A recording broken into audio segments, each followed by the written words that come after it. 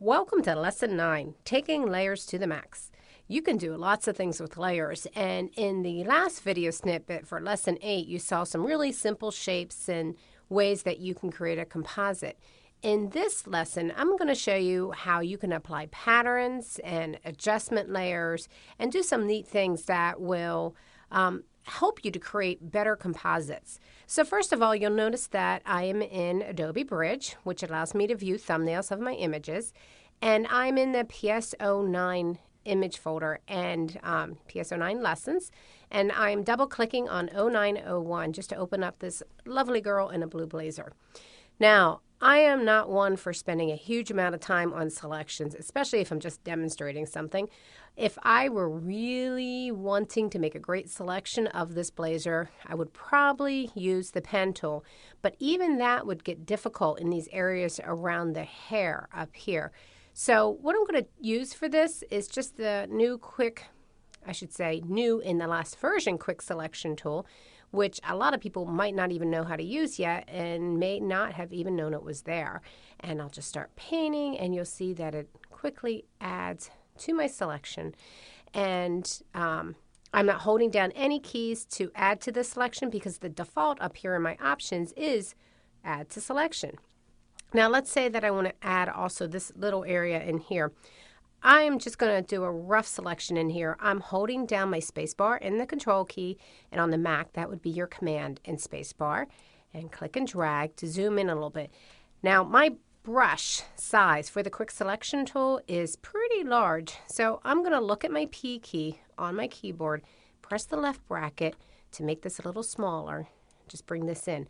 Now you'll notice that this grabbed this lock of hair. Now I don't have to worry about this too much because I'm going to apply a mask to this selection, which means that I can back this back out later with the brush tools. But I am going to just show you that if I make this a little smaller and I hold down my Alt or my Option key, that I can actually subtract that from the selection right now if I want to as well. Now I'm holding the space bar to push this over, and I'm just going to click and drag to paint this in. Oh, I missed Alt. There we go. Subtract the hand back out and paint in here as well. And again, I can subtract this selection, but you'll see how later I can do this with the painting tools as well, which might actually look a little bit more realistic because I can get a softer edge to my selection. But I'll just take a little bit of this out by holding down the Alt key and painting on that brush. And then adding. Here we go. Good enough for now. Okay, so I'm going to press Control-0 or Command-0 if you're on the Mac, and I want to apply a lovely little doily pattern to her jacket. So I'm going to choose Browse and Bridge and open up this pattern. Lovely. I'm going to select all, putting it in a square selection. You don't necessarily have to do that, but I'm doing that so you can see I've got this tiled pattern selection, and I'm choosing Define Pattern. This is great. We'll just name it Lace and press OK. Now I'm going to go back to this other image, and I'm going to go to my Layers panel, drag it out so you can see it, and I'm going to choose that I want to create a new pattern adjustment layer. And when I choose this, wow, doesn't that look great? And it looks realistic and it fits the jacket perfectly. Not really. But the fact that I can create a pattern and then scale it inside an adjustment layer is really great. Not only that, but I can of course turn it off or on, and better yet, I can go into my blend mode and I can change the blend mode so that I can see what it looks like a little better. Now, so in here, while I'm going through here, I can choose all sorts of different blending modes till I find one that I like the best.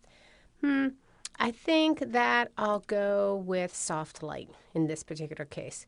But again, I was able to apply a pattern that I can turn off or on or change anytime I want. Really easy using adjustments. Now, I'm going to go ahead and open up another image here. I'm going to click this time on Launch Bridge and open up just the straight picture of a cityscape and show you that I can also come in here and choose something like black and white Black and white is one of my favorite adjustments because I can come in here and just click and drag. Oops. Because I can just come in here, and if I click on the adjustments panel, let me pull this out a little bit, I can press the click and drag button, and now click and drag, and you'll notice that it automatically found that this was blue, and it's lightening up the blue as I pull this to the right, or darkening it as I pull it to the left. Maybe I can play with the reds here. Notice the reds. So I can adjust this visually till I get it where I want. But again, what I've created is a black and white look-alike. It's actually desaturated. It still is RGB, but I can turn it off or on. Or I can even take advantage of this mask off to the right and take my gradient tool and click and drag, or click and drag till I get the effect that I want. Now, speaking of this mask, you'll notice that what I'm seeing over here on the right is a dark area fading into a white area. And wherever it's white, it's exposing that black and white adjustment. Wherever it's black, it's covering it up. So if I go back to this other image that I was working on, I was mentioning that we can fix the mask later. I'm going to zoom in here to the hair. You'll notice that it doesn't actually look that bad there. But if I wanted to clean this up a little bit more, you'll see that because of the screen mode that I selected, soft light, it's not really affecting the hair, and that can make a huge difference.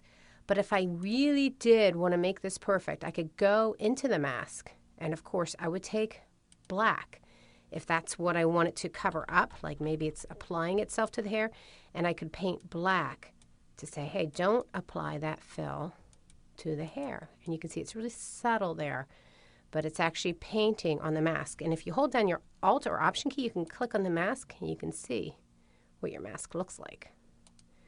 And then Alt or Option again to back that out.